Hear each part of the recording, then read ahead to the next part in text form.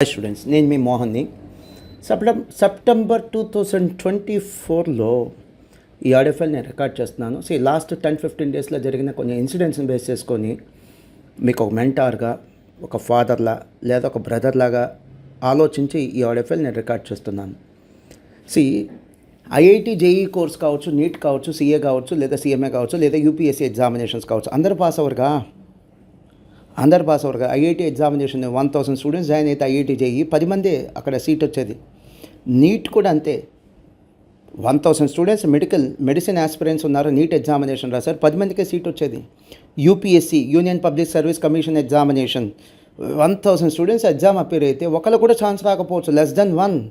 సిఎస్ఈఎంఎస్ students 100 students join అయితే CSEMS students first attempt, second attempt, third attempt pass అయ్యేది ఒక 30-40 students, అందరు కాదు. Then what about the rest? మిగతా వాళ్ళకి బతికే హక్కు లేదా?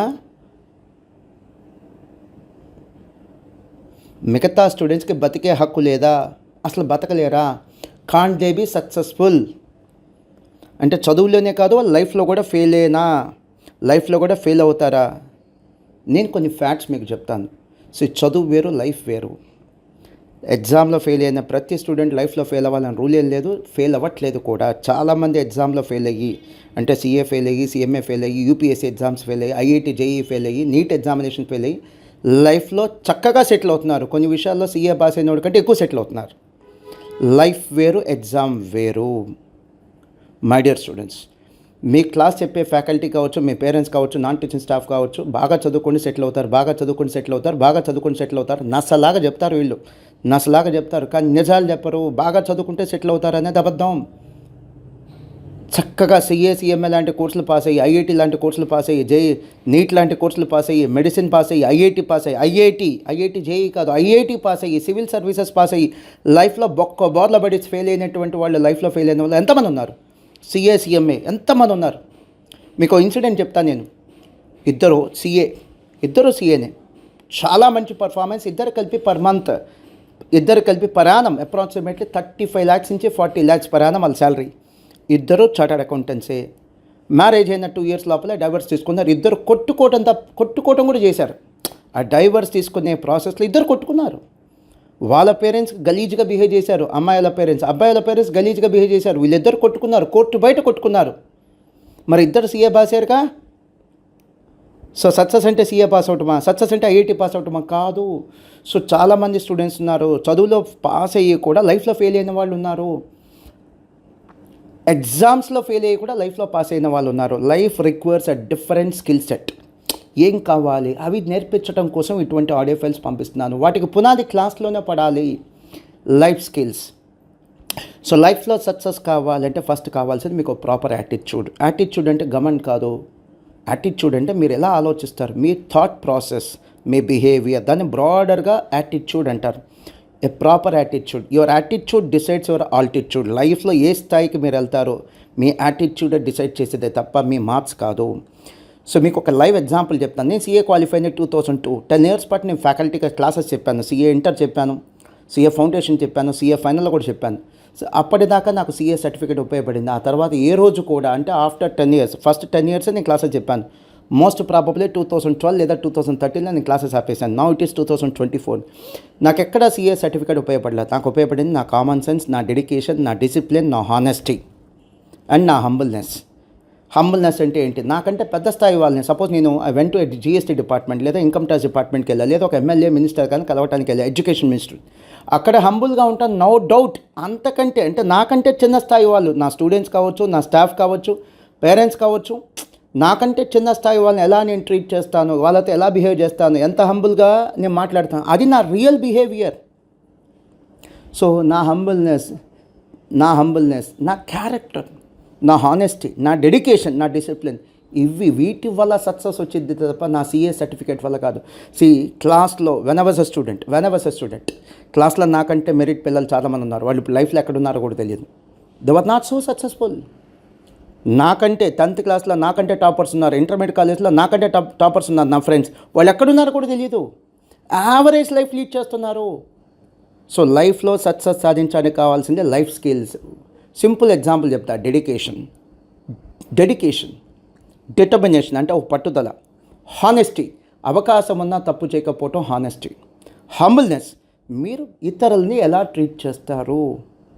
హంబుల్నెస్.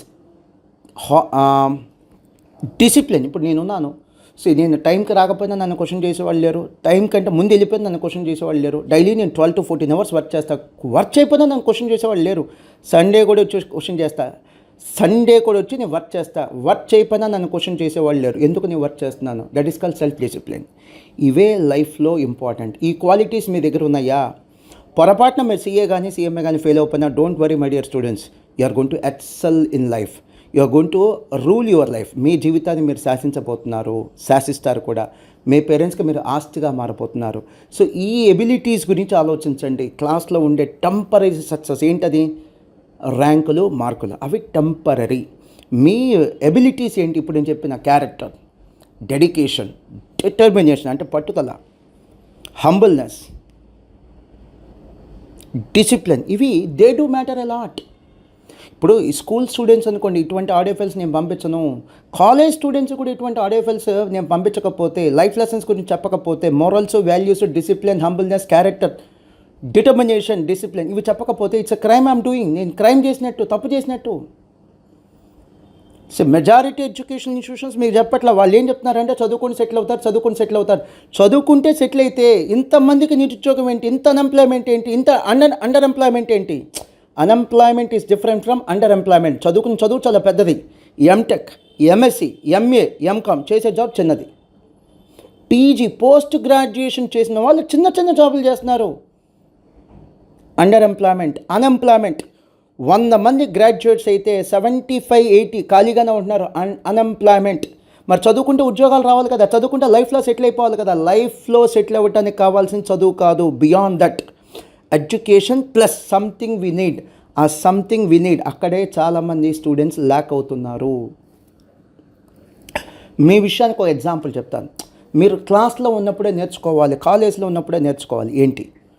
మీ తోటి స్టూడెంట్స్ని మీరు ఎలా ట్రీట్ చేస్తారు?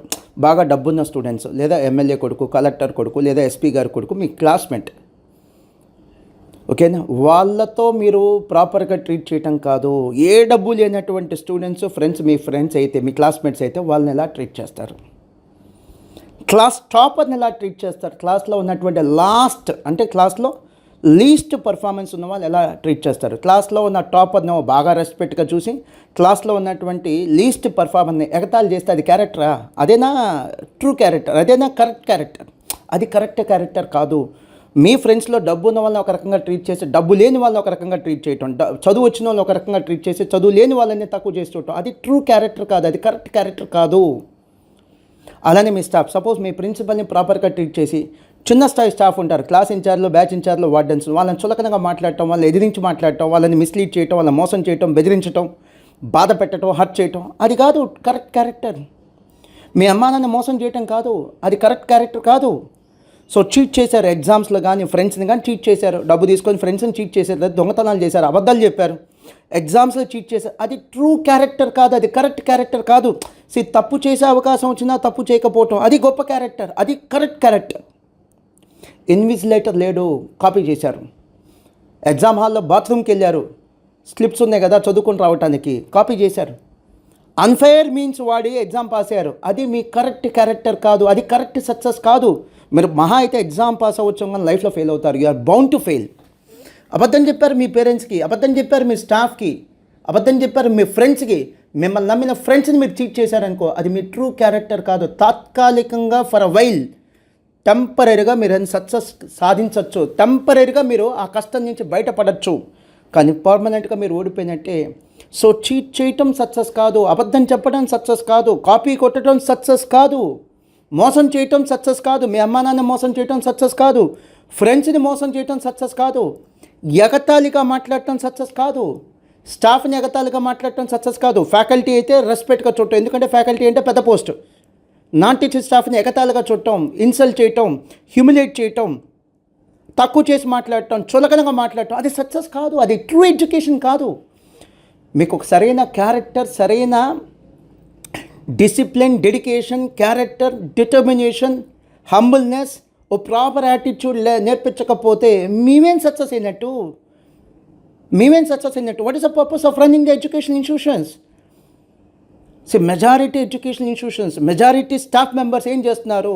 జీతం తీసుకుంటున్నారు కాబట్టి పని చేస్తున్నారు అంతే.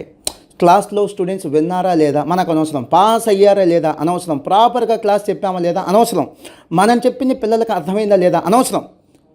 నాన్ టీచింగ్ స్టాఫ్ అనుకో, మనం ప్రాపర్గా డ్యూటీ డిశ్చార్జ్ చేస్తున్నామా లేదా అనవసరం, అటెండెన్స్ వచ్చామా లేదా అంటే వాళ్ళ డ్యూటీకి వచ్చామా లేదా అంతే, మనం ప్రాపర్గా పనిచేసామా లేదా అనవసరం. డ్యూటీ కావాలి అంటే అటెండెన్స్ కావాలి తప్ప డిశ్చార్జింగ్ రెస్పాన్సిబిలిటీస్ కాదు. ఇది స్టాఫ్లో, మెజారిటీ స్టాఫ్లో ఉన్న బిహేవియర్ ఇదే. అలానే స్టూడెంట్స్ క్లాస్కి వచ్చామా లేదా, అంతేగాని క్లాస్లో పాఠాలు విన్నామా లేదా. మనం క్లాస్కి వచ్చింది చదువుకోవటం కోసం, అటెండెన్స్ కోసం కాదు. మనం క్లాస్కి వచ్చింది పేరెంట్స్ కోసం కాదు, చదువుకోవటం కోసం, మన భవిష్యత్తు కోసం, మన బతుకులు మారటం కోసం, మన పేరెంట్స్ బతుకులు మారటం కోసం, మన తలరాత మారటం కోసం అని ఆలోచించాం. జస్ట్ క్లాస్కి వచ్చామా లేదా. మెజారిటీ స్టూడెంట్స్ అంతే, అవునా కదా మీకు తెలుసు.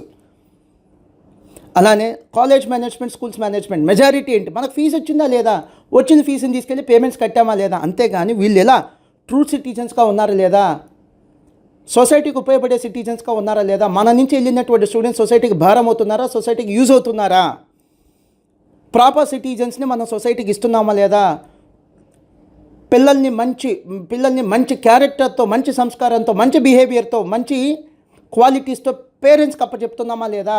మన కాలేజ్కి వచ్చిన తర్వాత పిల్లలు బాగుపడ్డారా, మన కాలేజ్లో జాయిన్ అయిన తర్వాత పిల్లలు చెడిపోయారా, డీవియేట్ అయ్యారా.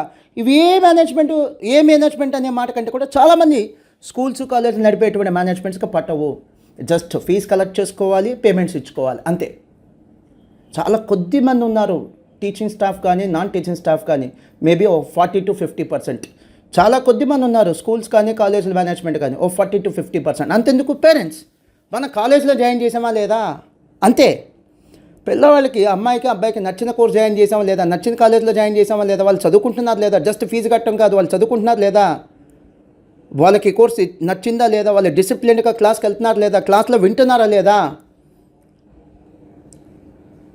వాళ్ళు ఒక మంచి సిటిజన్స్గా ఈ స్కూల్లో, ఈ కాలేజ్లో రెడీ అవుతున్నారు లేదా, క్యారెక్టర్ బిల్డ్ అవుతుందా లేదా, కెపాసిటీ బిల్డ్ అవుతుందా లేదా, పట్టించుకునే పేరెంట్స్ చాలా తక్కువ మంది ఉన్నారు. జస్ట్ ఫీజు కట్టాం, ఇంట్లో ఉంటే వీళ్ళని హ్యాండిల్ చేయలేం కాబట్టి కాలేజ్లో జాయిన్ చేయాలి, ఇంట్లో ఉంటే వీళ్ళు హ్యాండిల్ చేయలేం కాబట్టి తీసుకెళ్ళి హాస్టల్లో జాయిన్ చేయాలి. సో పేరెంట్స్లో అంతే దాదాపుగా 50% ఇలానే ఉన్నారు, స్టాఫ్లో అంతే 50% ఇలానే ఉన్నారు, స్టూడెంట్స్లో అంతే దాదాపుగా 50% ఇలానే ఉన్నారు, కాలేజ్లో లేదా స్కూల్స్ నడిపేటువంటి మేనేజ్మెంట్స్ అంతే దాదాపు 50% ఇలానే ఉన్నారు.